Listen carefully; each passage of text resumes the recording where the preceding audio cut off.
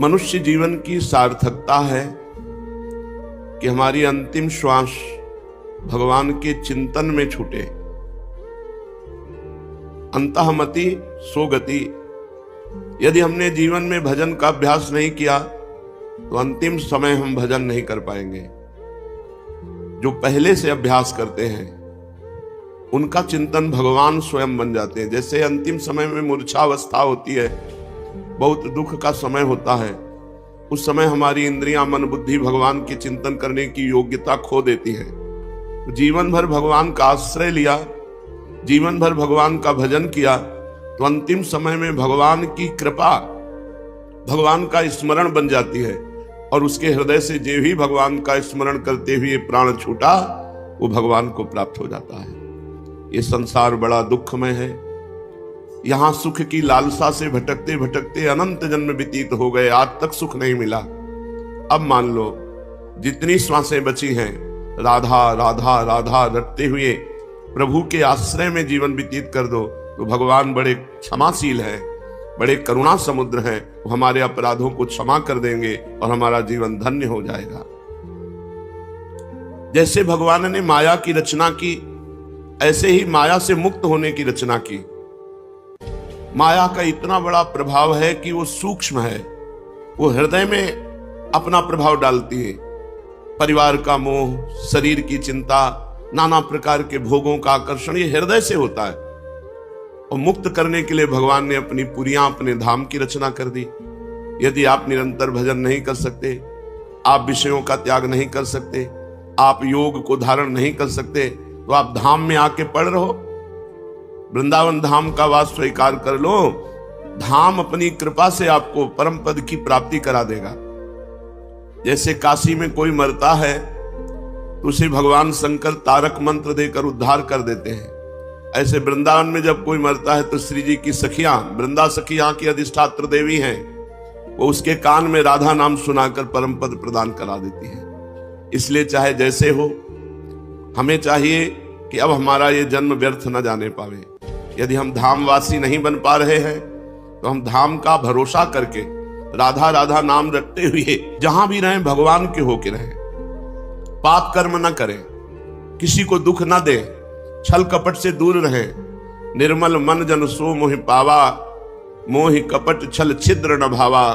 भगवान कह रहे मुझे कपट, छल, दूसरों के द्वेष भाव, दोष देख, ये सब अच्छा नहीं लगता। तो खूब नाम जप करो, भगवद आश्रित रहो। और कहीं धाम का वास मिल गया है तो नियम ले लो कि प्राण जब तक नहीं निकल जाएंगे तब तक हम कठोर व्रत लेते हैं कि धाम को नहीं छोड़ेंगे। बस इसी जन्म में तुम्हें भगवत प्राप्ति हो जाएगी। अंदर से माया प्रभाव डालती है, परिवार का मोह सताता है। भले वो गाली देते हो, भले वो आपको मारते पीटते हो, लेकिन आपका मन उन्हीं के प्रति आकर्षित होगा। ये माया है। कोई बुद्धिमान पुरुष अपने अंतिम अवस्था का विचार करके, अपने परिवार के मोह का त्याग करके, सब ममता बटोर करके भगवान के चरणों में समर्पित कर देता है तो वो मुक्त हो जाता है। बस यही कठिनता है।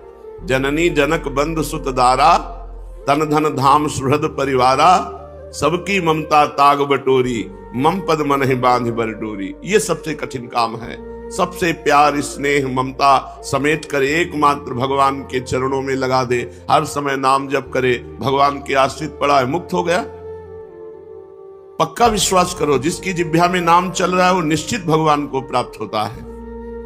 अब श्रीपाद वृंदावन धाम की रहनी, वृंदावन धाम में रहने वालों की निष्ठा का वर्णन करते हैं। किम्नो भूपैः किम्नु देवादिभिर्वा, स्वाप्नैश्वर्योत्फुल्लितैः किंच मुक्तैः, शून्यालंबैर्वैष्णवैर्वापि किं नः, श्रीमद्वृंदाकाननैकान्त भाजाम। जब हम वृंदावन वास कर रहे हैं तो हमें धनी पुरुषों की चाटुकारिता से क्या मतलब है? चाहे वो राजा हो, चाहे जमींदार हो, चाहे जितना धनी हो। जब हम वृंदावन बिहारी जी की शरण में हो गए तो धनियों के पीछे डोलने का, धनियों के आगे हाथ फैलाना, धनियों की चाटुकारिता करना, ये ठीक नहीं है। श्रीपाद प्रबोधानंद जी महाराज कह रहे हैं भरोसा भगवान का रखे, मनुष्य का नहीं। सब भिखारी हैं, दाता तो एक भगवान है। सब परेशान हैं, परेशानी मुक्त कराने वाले तो एकमात्र भगवान हैं। इसलिए जब आपने भगवान के धाम का भरोसा कर लिया तो चिंता मत करो, सब कामनाएं पूर्ण हो जाएंगी। भगवान का धाम कल्पतरु है, धामवासी की हर कामना को पूर्ण करने में समर्थ है धाम। इसलिए धामवासी को चाहिए किसी धनी पुरुषों की चाटुकारिता न करे, उनके पीछे पीछे न डोले, उनके आगे हाथ न फैलावे। अरे कितना जीवन है, अपनी शरणागति पर कलंक करे। ऐसे अनंत ब्रह्मांडों के स्वामी भगवान को छोड़कर संसार के भोगी पुरुषों के सामने बाबूजी कह के हाथ फैलावे तो मर जाना अच्छा है। मंगिबो भलो न बाप सो जो प्रभु राखे टेक। अगर भगवान का भरोसा है तो किसी से मांगने की जरूरत नहीं। अन मांगे आगे आवे गो, जो पल लागे पल को। जैसे पलकें स्वयं गिरती हैं, ऐसे तुम्हारे आगे धन स्वयं आएगा यदि तुम भगवान के भरोसे में हो। और सांसारिक भरोसे में हो तो भटकना पड़ेगा। इसलिए कह रहे किमनो भूपई, मुझे इन बड़े बड़े धनी पुरुषों की चाटुकारिता की जरूरत नहीं। हमने वृंदावन धाम का भरोसा कर लिया। तो बहुत अपमान सहना पड़ता है जब धन की लालसा से किसी धनी पुरुषों की चाटुकारिता करे। हृदय में सूल की तरह चुभने वाली चेष्टाएं सामने से होती है। इसलिए एकमात्र भगवान का भरोसा रखे। देवादिभिर्वाना, मुझे इन देवताओं से भी कोई तात्पर्य नहीं, क्योंकि देवता भी एक दुकान की तरह है। हमारे पुण्यों का फल दे सकते हैं, इसके आगे नहीं देवता दे सकते। उदार तो भगवान है, जो चाहे वो कर सकते हैं। देवता नहीं कर सकते कि जो चाहे वो कर दे। देवता तो नियम में बंधे हुए हैं। जैसे राजकीय कर्मचारी उतना ही कर सकता है जो उसके कानून और विधान के अनुसार है। देवता मोक्ष नहीं दे सकते, देवता प्रेम नहीं दे सकते, देवता हमारे कर्म बंधन नष्ट नहीं कर सकते, देवता हमारे संचित कर्म भस्म नहीं कर सकते, देवता हमें क्षमा नहीं कर सकते। ये सब एकमात्र श्री भगवान करते हैं। इसलिए कहते हैं मुझे देवताओं से क्या प्रयोजन। और जो मुक्त हो गए अब उनसे क्या प्रयोजन, क्योंकि वो तो मुक्त हो गए हैं, वो तो ब्रह्म स्वरूप हैं, उनसे किसी से मतलब नहीं, उनकी दृष्टि में द्वैत नहीं। और जो वैकुंठाभिलाषी है उनसे भी मुझे क्या मतलब। मुझे मतलब उनसे है जो वृंदावनवासी हैं, जो प्रिया प्रीतम के प्रेम के पिपासु हैं, जो हर समय राधा राधा रटते हैं। मुझे ऐसे प्रेमी भक्तों का संग चाहिए।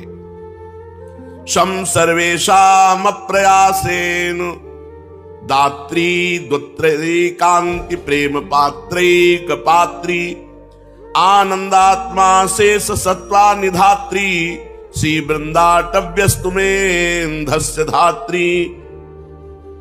वृंदावन में ऐसे रहे जैसे मां की गोद में रहा जाता है।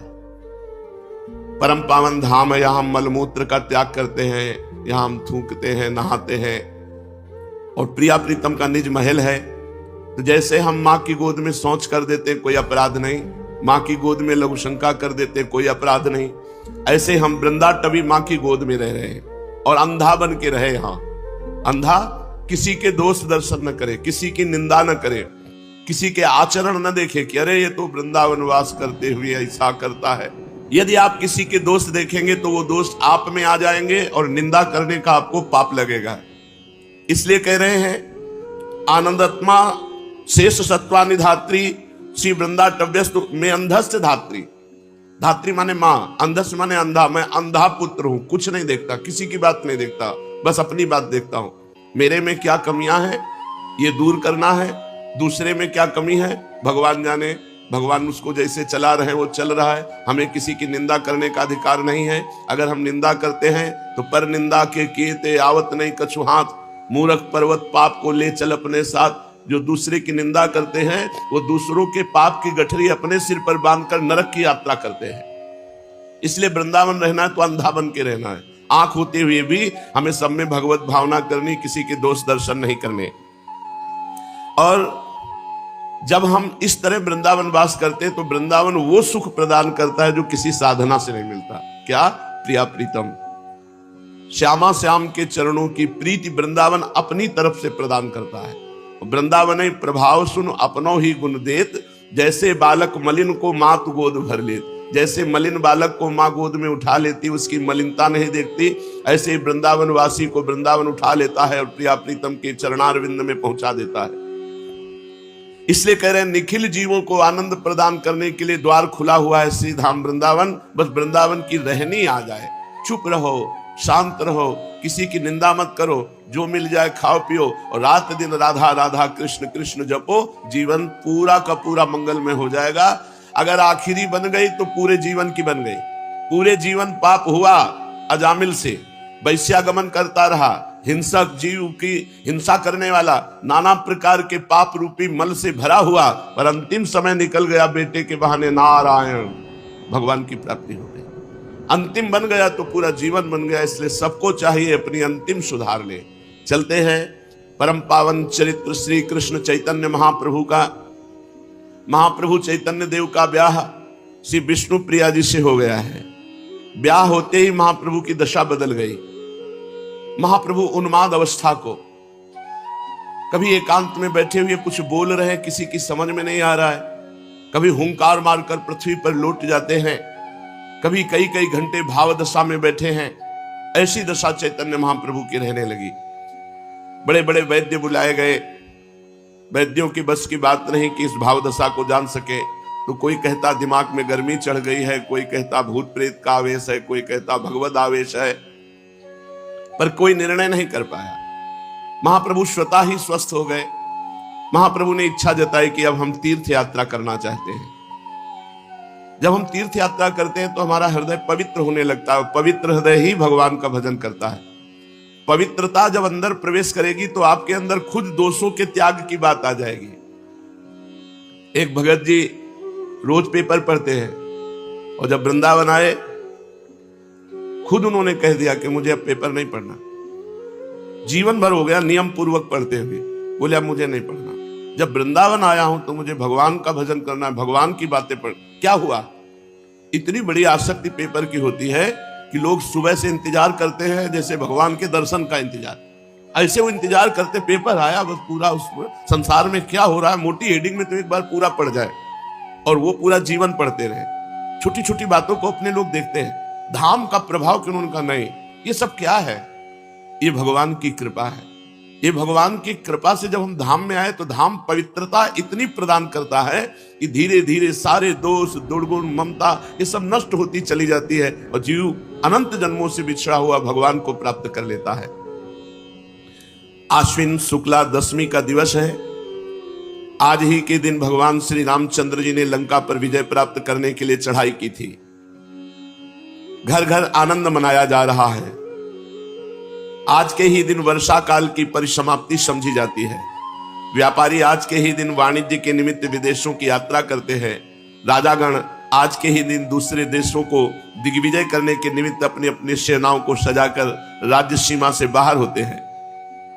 4 महीने एक ही स्थान पर रहने वाले परिव्राजक सन्यासी जन आज के ही दिन फिर से भ्रमण करना आरंभ कर देते हैं। तीर्थ यात्रा करने वाले भी आज के ही दिन यात्रा के लिए प्रस्थान करते हैं। अब की नवद्वीप में बहुत से यात्रा गया धाम की करने जा रहे थे, तो गौरांग महाप्रभु के मौसा पंडित चंद्रशेखर भी गया धाम को जाना चाहते थे। उन्होंने अपनी इच्छा निमाई को जताई।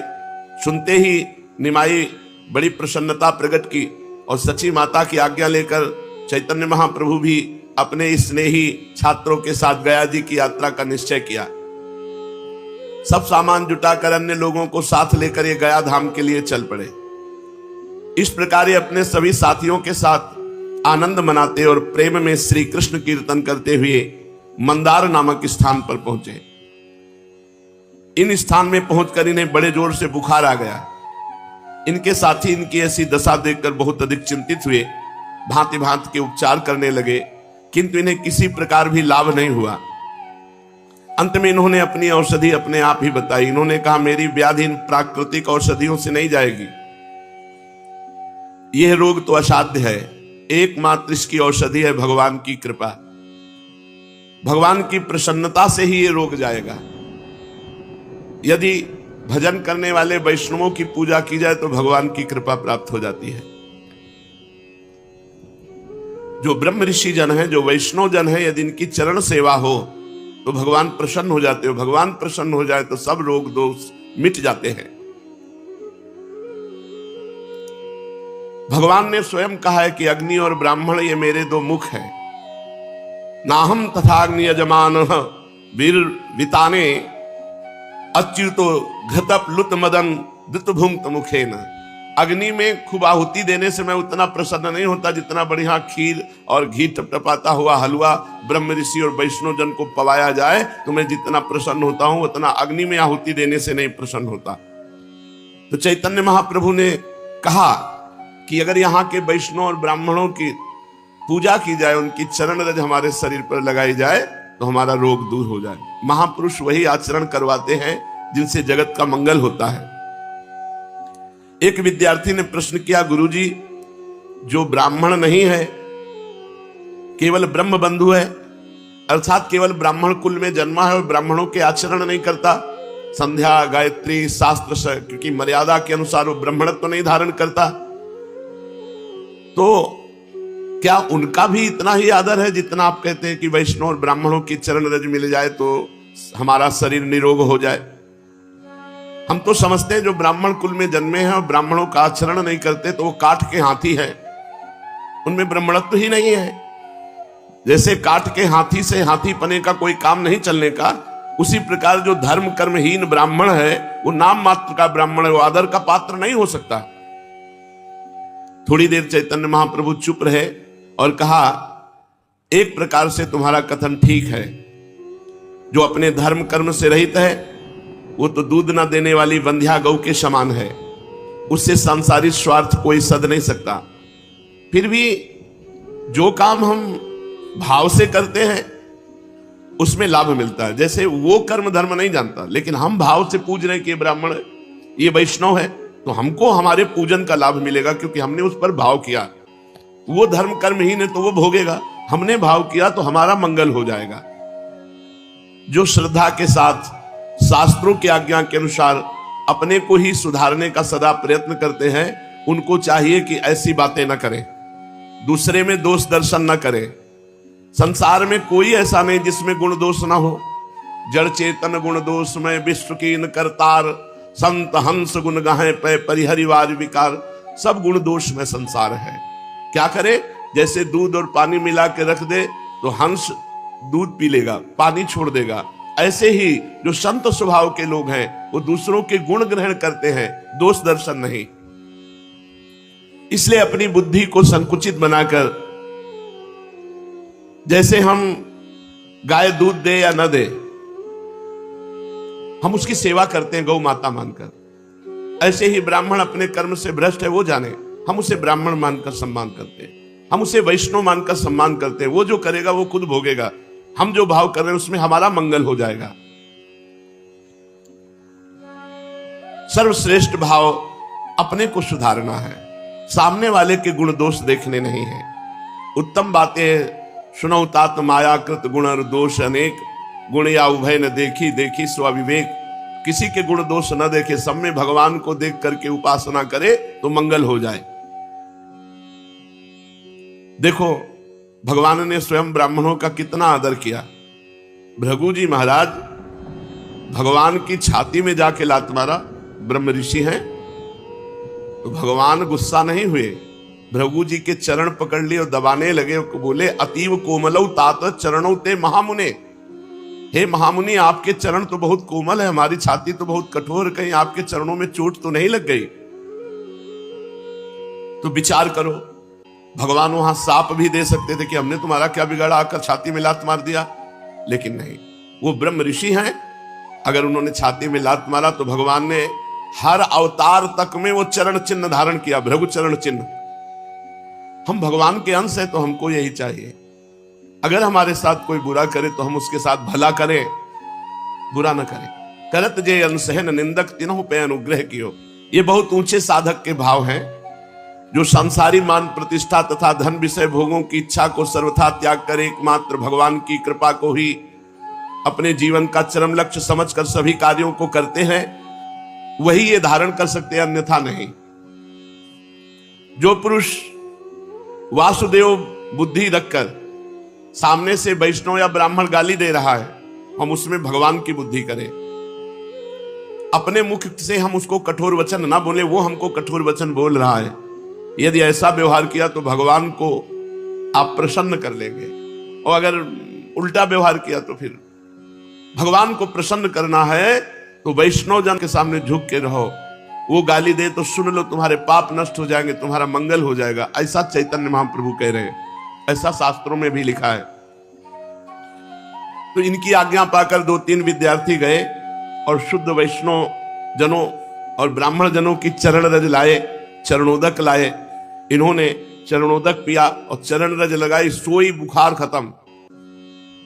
चरणोदक पीते ही अच्छे हो गए। और सभी विद्यार्थी और सब लोगों से कहा, देखा ब्राह्मणों की चरण रज और चरणामृत में कितना प्रभाव है कि हमारा इतना पीड़ा देने वाला ज्वर बुखार एक बार चरणामृत पीने से चला गया। और जो भगवान का या भक्तों का रोज चरणामृत पीते हैं बड़े भाग्यशाली हैं।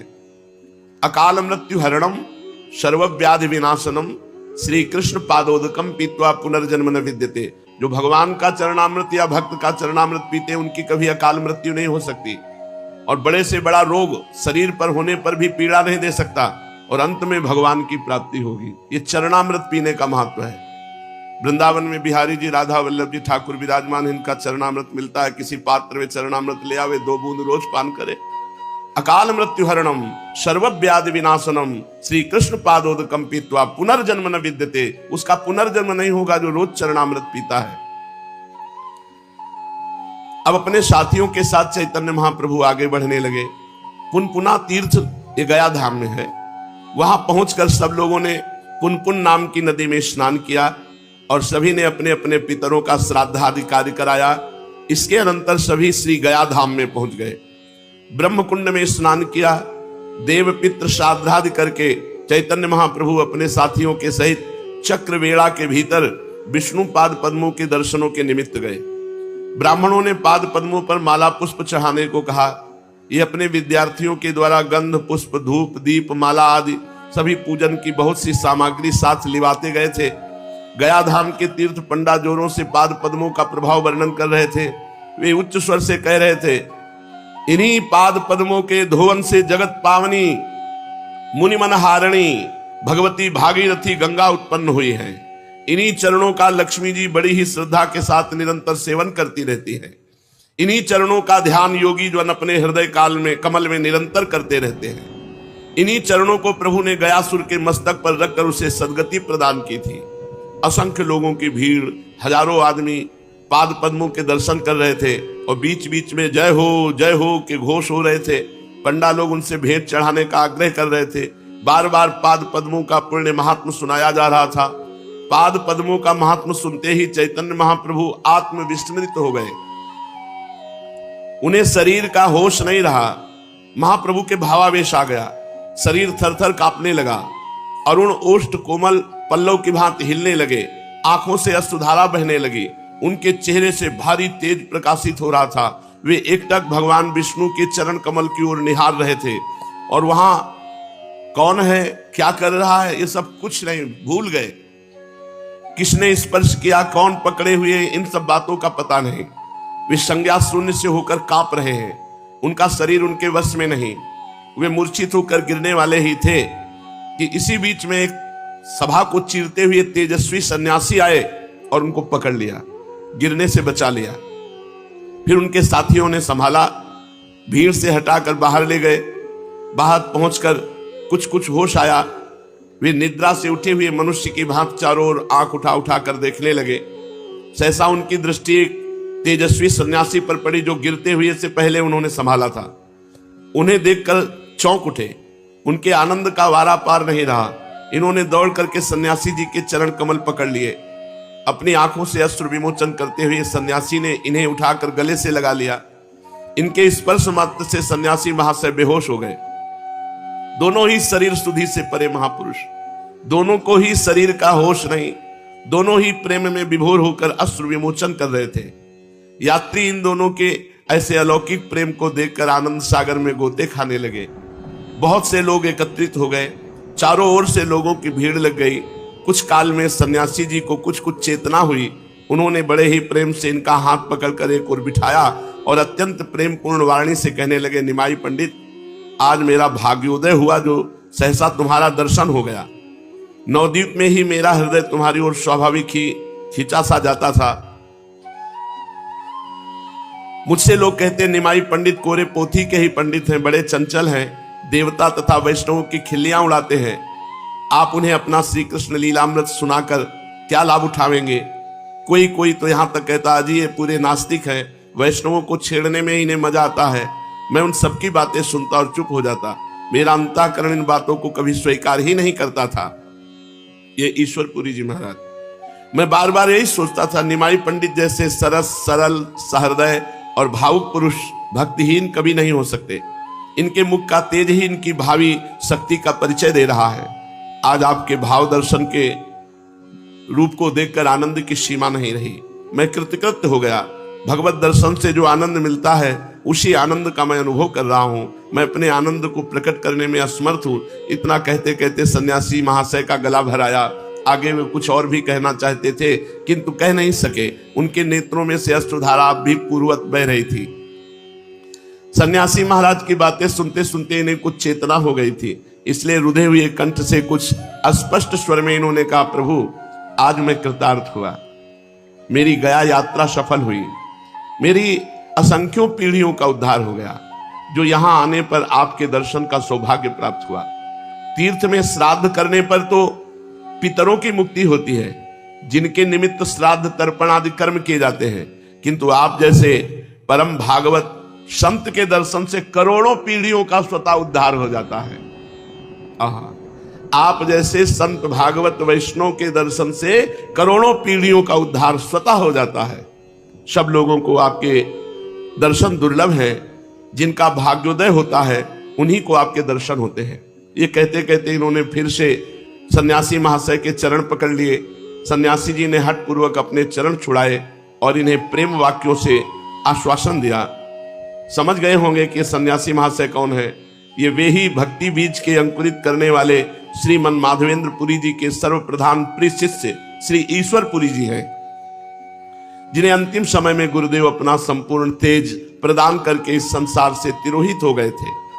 नवद्वीप के प्रथम मिलन में ही ये निमाई पंडित के अलौकिक तेज और अद्वितीय रूप लावण्य पर मुग्ध होकर इन्हें एकटक देखते रह गए थे। इन्हें इस प्रकार भली भांति देखते रहने का सुअवसर प्राप्त हो सकेगा, इसलिए निमाई पंडित ने हंसकर कहा, आज हमारे घर ही भिक्षा कीजिएगा और दिन भर देखते रहिएगा। उनकी प्रार्थना पर ये सन्यासी जी उनके घर भिक्षा करने गए थे और कुछ काल तक अपने स्वसंपादित ग्रंथ श्री कृष्ण लीलामृत को भी उन्हें सुनाते रहे।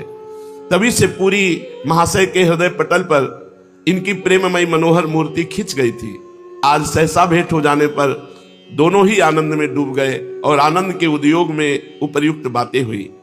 पूरी महाशय की आज्ञा लेकर निमाई पंडित अपने स्थान के लिए विदा हुए। जहां रुके हुए थे वहां पहुंचकर इन्होंने साथियों को संग लेकर गया के सभी मुख्य मुख्य तीर्थों के दर्शन किए और वहां जाकर यथाविधि शास्त्रीय रीति के अनुसार श्राद्ध और पिंडदान आदि करके पितृ कर्म किए। अंत में भगवती फल्गु नदी में जाकर इन्होंने पितरों के लिए बालुका के पिंड दिए। फल्गु का प्रवाह गुप्त है, उसका जल नीचे ही नीचे बहता है, ऊपर से बालू ढकी रहती है।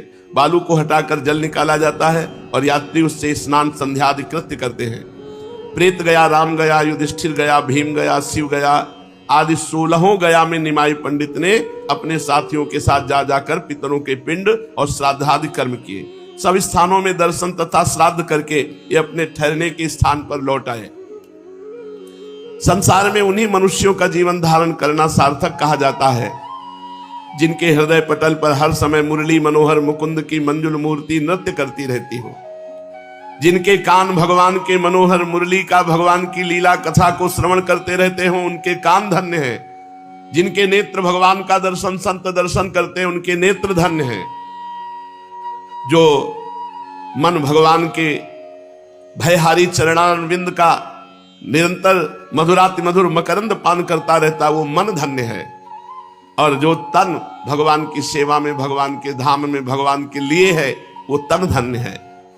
संपूर्ण संसार को अपनी पदरज से वो पावन बना देता है जो हर समय भगवान का भजन करता रहता है, जो हर समय भगवान का नाम जप करता है। उसकी वाणी में सामर्थ्य होती है, जो बोल दे तो जीवों का कल्याण हो जाए, वो देख ले तो जीवों का कल्याण हो जाए। सतरति सतरति सा लोकान तारयति, वो स्वयं तर जाता है, स्वयं तर जाता है, लोगों को तार देता है। निमाई पंडित की हृदय कंदरा में से जो त्रैलोक के पावन प्रेम से स्रोत उमड़ने वाला था, जिसका सूत्रपात चिरकाल से हो रहा था, अद्वैताचार्य आदि भक्तगण जिसकी लालसा लगाए वर्षों से प्रतीक्षा कर रहे थे, उस स्रोत का पृथ्वी पर परिस्फुट होने का सुहावना समय अब सन्निकट आ पहुंचा। जगत विख्यात गया धाम को ही उसके प्रकट करने का अखंड यश प्राप्त हो सका। यही पावन पृथ्वी इसका कारण बन सकी। आहा वसुंधरा पुण्यवती च तेनो, सचमुच वो वसुंधरा बड़ी भागनी है जिसके संसर्ग में किसी महापुरुष की लोक विख्यात घटना के साथ हो सके। वही संसार में पावन तीर्थ के नाम से विख्यात हो जाता है। निमाई पंडित अपने निवास स्थान पर अन्य साथियों के साथ भोजन बना रहे थे। दाल साग बनाकर तैयार हो चुका था। चूल्हे में थोड़ी अग्नि निकालकर दाल को उसके ऊपर रख दिया, साग दूसरी ओर चौके में रखा। चूल्हे पर भात बन रहा था। निमाई उसे बार बार देखते। चावल तैयार तो हो चुके थे किंतु उनमें थोड़ा सा जल और शेष था। उसे जलाने के लिए, उस भात को शुष्क बनाने के लिए चैतन्य महाप्रभु उसे ढक दिए।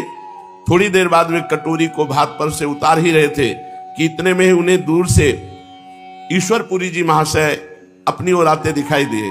कटोरी को ज्यों की त्यों ही पृथ्वी पर पटक कर ये उनकी चरण वंदना करने के लिए दौड़े। ईश्वरपुरी ने प्रेम पूर्वक इनका आलिंगन किया। हंसते हुए बोले, अपने स्थान से किसी शुभ मुहूर्त में चला जो ठीक तैयारी के समय, भोजन की तैयारी के समय आ पहुंचा। नम्रता के साथ चैतन्य महाप्रभु ने उत्तर दिया, जिस समय भाग्योदय होता है और पुण्य कर्मों का संस्कार जागृत होता है उस समय आप जैसे संतों का दर्शन होता है, आप जैसे संतन के दर्शन करने का सौभाग्य होता है। प्रभु भोजन बिल्कुल तैयार है, हाथ पैर धोइए और भिक्षा करने की कृपा कीजिए। हंसते हुए पुरी महाशय बोले, खूब कही, अपने लिए बनाए हुए अन्न को हमें ही खिला दोगे तो तुम क्या खाओगे? नम्रता के साथ नीची निगाह करके इन्होंने उत्तर दिया, अन्न तो आपका ही है, मैं तो केवल बनाने वाला पाचक मात्र हूं, आज्ञा होगी तो और बना दूंगा। ईश्वरपुरी ने देखा है भिक्षा बिना कराए मानेंगे नहीं, इसलिए बोले, अच्छा फिर से बनाने की आवश्यकता नहीं, जो बना है उसी में आधा आधा बांटकर खा लेंगे, क्यों मंजूर है ना? किंतु हम ठहरे सन्यासी और आप ठहरे गृहस्थी, हमारी भिक्षा होगी और तुम्हारा भोजन होगा, इस प्रकार कैसे काम चलेगा? तुम थोड़ी देर के लिए भिक्षा कर लो, सन्यासी बन जाओ। कुछ हंसते हुए निमाई पंडित ने कहा, थोड़ी देर के लिए क्यों, समय आएगा तो पूरे जीवन के लिए सन्यासी बनेंगे, पर अभी आप जैसी आज्ञा कर रहे हैं वैसा ही करेंगे। पहले हाथ पैर धोए, फिर पुरी जी के पैर धोए और उन्हें एक सुंदर आसन पर बिठाया। ईश्वरपुरी महाशय बैठकर भोजन करने लगे। जब चैतन्य महाप्रभु जैसे परोसने वाले हों तब भला फिर किसकी तृप्ति हो सकती है। धीरे धीरे इन्होंने आग्रह कर करके सभी सामान पुरी महाशय को परोस दिया और वे भी प्रेम के वशीभूत होकर के सब पा गए। अग्नि तो जल ही रही थी, क्षण भर में ही दूसरी बार भी भोजन तैयार हो गया, मानो अन्नपूर्णा ने स्वयं भोजन तैयार कर दिया हो। भोजन तैयार होने पर इन्होंने भी भोजन किया और फिर परस्पर बातें होने लगी। हाथ जोड़े हुए चैतन्य महाप्रभु ने कहा, भगवान अब तो हमें बहुत दिन इस बाह्य वृत्ति के जीवन को बिताते हुए हो गए, अब हमें अपने चरणों की शरण प्रदान कीजिए, कृपा करके थोड़ी बहुत श्री कृष्ण भक्ति हमें भी दीजिए। इनकी बात का उत्तर देते हुए ईश्वरपुरी महाशय ने कहा, सही बतावें, आप तो स्वयं ही श्री कृष्ण स्वरूप हैं, आपको भला भक्ति कौन प्रदान कर सकता है? आप स्वयं ही संपूर्ण संसार को प्रेम प्रदान कर सकते हैं। दीनता के साथ इन्होंने कहा, प्रभु ऐसी बातें बनाकर मेरी वंचना न कीजिए, मेरी प्रार्थना स्वीकार कीजिए और मुझे श्री कृष्ण मंत्र प्रदान कर दीजिए। ईश्वरपुरी ने सरलता के साथ कहा, आप श्री कृष्ण मंत्र प्रदान करने को ही कहते हैं, हम आपके कहने पर अपने प्राण प्रदान कर सकते हैं, किंतु हमें इतनी योग्यता हो तब तो, हम तो स्वयं अधम हैं, प्रेम का रहस्य हम स्वयं नहीं जानते, फिर आप जैसे कुलीन और विद्वान ब्राह्मण को हम मंत्र प्रदान कैसे कर सकेंगे? बड़ी सरलता के साथ आंखों में आंसू भर करके चैतन्य महाप्रभु ने उत्तर दिया, प्रभु आप सर्व सामर्थ्यवान हैं, आप स्वयं ईश्वर हैं, आपका श्री विग्रह ही प्रेम की सजीव मूर्ति है, आप चाहें तो संसार भर को प्रेम पीयूष में प्लावित कर सकते हैं। कुछ विवस्था दिखाते हुए ईश्वरपुरी ने कहा, संसार को प्रेम पीयूष के पुण्य पयोधि में डुबाने के लिए तो एकमात्र आप में ही सामर्थ्य मुझे दिखाई दे रही है, किंतु आप अपने गुरु पद के गुरुतर गौरव का सौभाग्य मुझे प्रदान करना चाहते हैं तो फिर मैं विवश हूं, आपकी आज्ञा को टाल ही कौन सकता है? जैसी आपकी आज्ञा होगी उसी प्रकार मैं करने के लिए तैयार हूं। इतना कहकर पुरी महाशय मंत्र दीक्षा देने के लिए तैयार हो गए। उसी समय पत्रा देख करके दीक्षा की शुभ तिथि निश्चित की गई। नियत तिथि आ गई। चैतन्य महाप्रभु नवीन उल्लास और आनंद के साथ मंत्र दीक्षा लेने के लिए तैयार हो गए। इनके सभी साथियों ने उस दिन दीक्षोत्सव के उपलक्ष्य में खूब तैयारियां की थी। नियत समय पर ईश्वरपुरी महाशय आ गए। उनकी पदधूलि इन्होंने मस्तक पर चढ़ाई और स्वस्ति वाचन हुआ। भगवान के मधुर मंजुल नामों का संकीर्तन करने के अनंतर पुरी महाशय इनके कान में मंत्र का उपदेश ईश्वरपुरी जी ने चैतन्य महाप्रभु को दिया। मंत्र श्रवण करते ही चैतन्य महाप्रभु हुंकार मारी और मूर्छित होकर गिर पड़े। शरीर का होश ही नहीं। साथियों ने भांति भांति के उपचार करके फिर इन्हें सावधान किया। बहुत देर के अनंतर इन्हें कुछ होश हुआ। तब तो इनकी विचित्र दशा हो गई। ये खूब जोर जोर से रोते, हा कृष्ण हा गोपी जन वल्लभ। कभी हंसने लगते, कभी फिर चिल्लाते, हा कृष्ण हा मेरे स्वामी, ऐसा कहकर जोरों से रुदन करते। कभी ये कहते हुए कि मैं तो श्री कृष्ण के पास ब्रज में जाऊंगा और भागने लगते। इनके साथी इन्हें पकड़ पकड़ कर लाते, किंतु ये पागलों की भांति उनसे अपने शरीर को छुड़ा छुड़ा कर ब्रज की तरफ, वृंदावन की तरफ भागते। फिर जोर जोर से प्रलाप करने लगते। जब साथियों ने पकड़ लिया, रोते रोते कहते, प्यारे हे कृष्ण मुझे छोड़कर तुम कहां चले गए, हे मेरे कृष्ण मुझे अपने साथ ले चलो। इतना कहकर फिर जोरों से रोने लगते। कभी रोते रोते अपने विद्यार्थियों तथा साथियों से कहते, भैया तुम सब लोग अपने अपने घर जाओ, अब हम लौटकर घर नहीं जाएंगे। हम तो वृंदावन जाकर श्री कृष्ण के पास रहेंगे। हमारी माता को हमारा हाथ जोड़कर प्रणाम कहना और कह देना, तेरा निमाई पागल हो गया है। इनके सभी साथी इनकी ऐसी अलौकिक दशा देखकर चकित हो गए। भांति भांति से प्रबोध करने लगे, समझाया, किंतु ये किसी की मानते ही नहीं थे। इस प्रकार रुदन तथा प्रलाप में रात्रि व्यतीत हो गई। सभी साथी तथा शिष्यगण सुख की नींद में सो गए, किंतु चैतन्य महाप्रभु को नींद कहां। सुखी संसार सुख रूपी मोह निशा में शयन कर सकता है। संसार जो एकदम मूर्ख प्रवृत्ति में फंसा है, वो तो चैन से है। थोड़ा भी ज्ञान होगा तो इस सत संसार में रति नहीं हो सकती। सुखिया सब संसार है, खावे और सोए, दुखिया दास कबीरा जागे और रोवे। जो प्रेमी जन है वो रात्रि में उनको चैन कहां है कि वो टांग पसार के सोवे। वो तो हा कृष्ण हा राधा पूरी रात भजन करते हुए व्यतीत होता है। सुखिया सब संसार है, खावे और सोए, दुखिया दास कबीरा जागे और रोए। अपने प्रभु को एकांत में प्रेमी जन पुकार पुकार कर समय व्यतीत करते हैं। जिनके हृदय में विरह की वेदना की तीव्र ज्वाला उठ रही है, उनके नयनों में नींद कहां। सबके सो जाने पर ये जल्दी से उठ खड़े हुए और रात्रि में ही रुदन करते हुए ब्रज की ओर दौड़ने लगे। इनके प्राण श्री कृष्ण से मिलने के लिए छटपटा रहे थे। इन्होंने साथी तथा शिष्यों की कुछ भी परवाह न की। घोर अंधकार में अकेले ही भागने लगे। थोड़ी दूर ही चले होंगे कि इनको एक वाणी सुनाई दी, अंतर्वाणी। मानो भगवान ने कहा, तुम्हारा ब्रज जाने का भी समय नहीं है, अभी तुम कुछ काल धैर्य धारण करो। अभी अपने सत्संग से नवद्वीप के भक्तों को आनंदित करके प्रेम दान करो। योग्य समय आने पर तुम ब्रज में जाना। आकाशवाणी का आदेश पाकर तुरंत लौट पड़े, अपने स्थान पर आ गए और आसन पर पड़ गए। प्रेम में पागल हुए उन मतवाले जनों की महिमा का क्या वर्णन करे। अगर स्वप्न में भी कभी ऐसे प्रेमी का दर्शन हो जाए तो जीवन बदल जाए। वे संसार में बड़भागी हैं जिन्हें ऐसे भक्तों के निरंतर सत्संग का सौभाग्य जिन्हें प्राप्त हो सका है। भक्तों का संग बड़ा दुर्लभ है। वास्तविक जो भगवान के भक्त हैं, प्रेमी जन हैं, ऐसे संतों का संग बड़ा दुर्लभ। सा महात्मा सुदुर्लभा।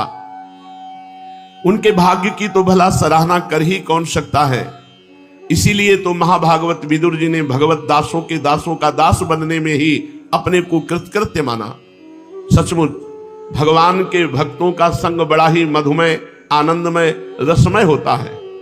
भगवान के भक्तों का क्षण भर का संग बहुत ऊंचाई पर चढ़ा देता है। इसीलिए कहा गया, तात स्वर्ग अपवर्ग सुख धरी तुलाए कंग, तूल न ताह सकल मिली जो सुख लव सत्संग। एक क्षण में इतनी ऊंचाई पर चढ़ा देता है भक्तों का संग कि आप सोच नहीं सकते कि मेरे भाग्य क्या थे और क्या हो गए भक्तों के संग से।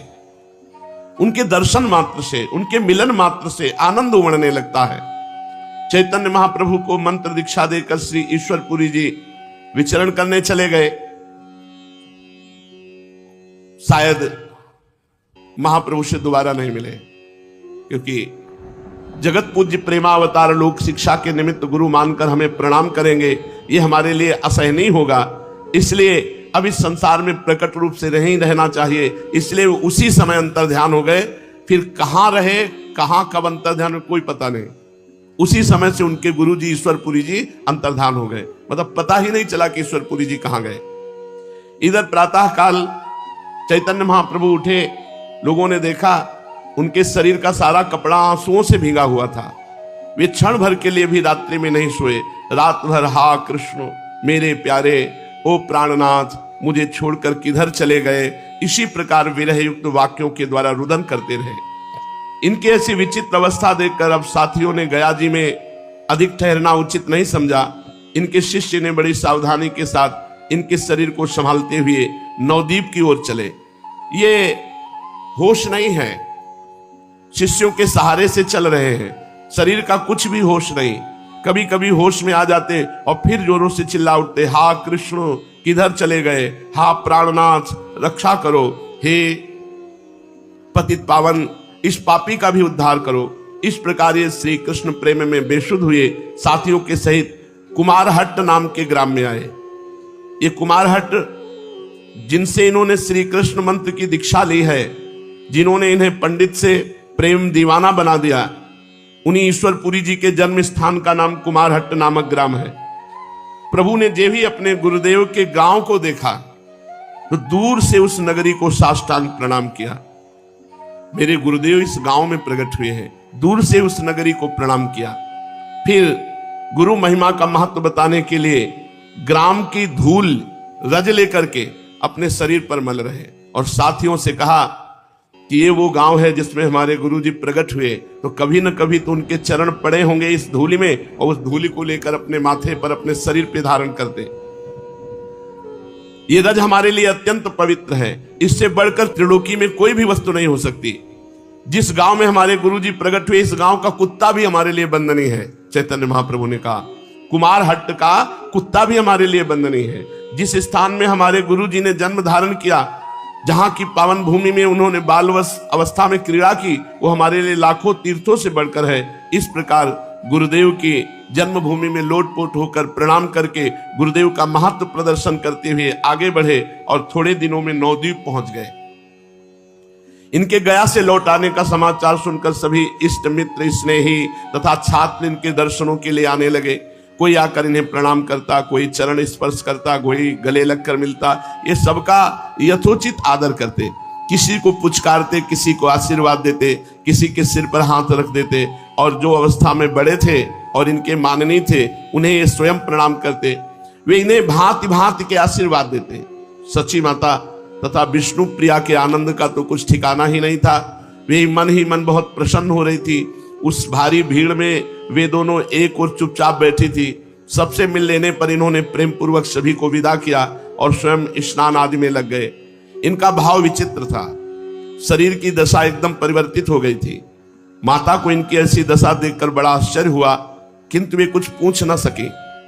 तीसरे पहर जब ये स्वस्थ होकर बैठ गए, तब श्रीमान पंडित सदाशिव, कविराज, मुरारी गुप्ता आदि इनके अंतरंग स्नेही इनके समीप आकर गया यात्रा का वृत्तांत पूछने लगे। सबकी जिज्ञासा देखकर इन्होंने कहना प्रारंभ किया, पुरी की यात्रा का क्या वर्णन करूं, मैं तो पागल हो गया। जिस समय पाद पद्मों का महात्म्य मेरे कानों में पड़ा, जब मैंने सुना कि प्रभु के पाद पद्म सभी प्रकार के प्राणियों को पावन और प्रेममय बनाने वाले हैं, पापी से पापी मनुष्य भी भगवान के चरणों का सहारा पाकर अपार संसार सागर से सहज में ही तर जाता है। जिन पाद पद्मों के धोवन से त्रिलोक पावनी गंगा जी प्रकट हुई, उन्हीं चरणों का दर्शन करने से किसे